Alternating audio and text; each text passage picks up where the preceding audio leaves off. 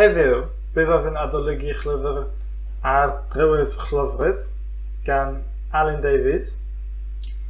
Y llyfr gyntaf mewn drioleg detective noir yw e, a cyhoeddwyd yn 2018. Dyma yw'r llyfr gyntaf gan yr awdur, a mae dal yn weddol newydd.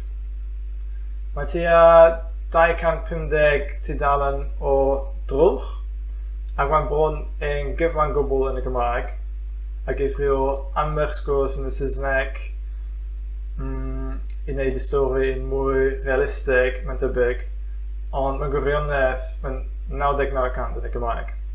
Cofia, nag eich llyfr i disgwyl ydy hwn, na llawer o geiriau datblygedig sy'n cael ei ddefnyddio, a nag oes unrhyw fath o cymorth yn cael ei gynnig. Dim geirfa, dim lluniau, dim byd.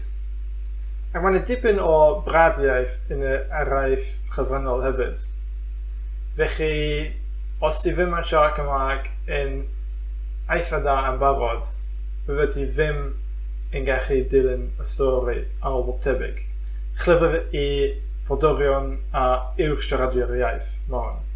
Mae stori yn ymwneud â 2 detectives sy'n mynd ar ôl llofrydd cyfresol sy'n llofryddio sawl menyw mewn ardal de a chanolbarth Cymru mewn ffordd eitha grelon. Maen nhw'n ei olrhain yn y diwedd drwy rai didiniadau eitha soffistigedig, sy'n deud, ac yn ei wynebu. Dwi ddim yn eisiau deud mwy wrthoch chi i peidio sboilio y stori. Roedd fy llyfr yn pleserus iawn i darllen, a fy nes i codi llawer o geiriau newydd ar hyd y ffordd. Ond cofia, mae yna lot o manylion a disgriffiadau hollol diangen yn y llyfr, ac mae yna'n sicr ddim adfan pawb. I mi, fel disgwyl uwch, fy nes i mwynhau y her, ond os ti'n siaradwr fodorol am enghraifft a ti jyst eisiau dilyn y stori, falle bod ti'n teimlo bod weithiau dawns ydy'n cael ei wastraffu debymach.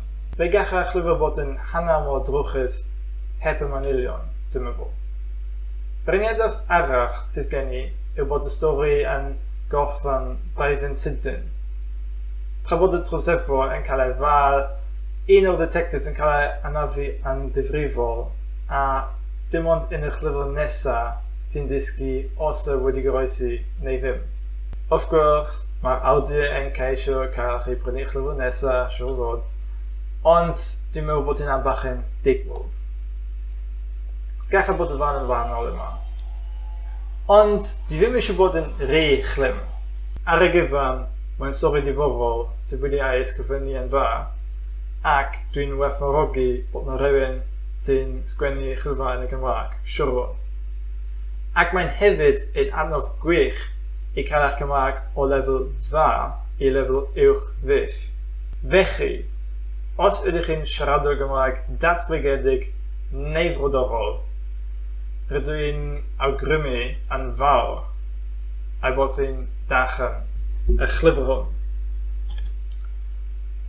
Os chi wedi licio'r fideo hwn, paid i anghofio gadael like a phanysgrifio, a hwyl fawr.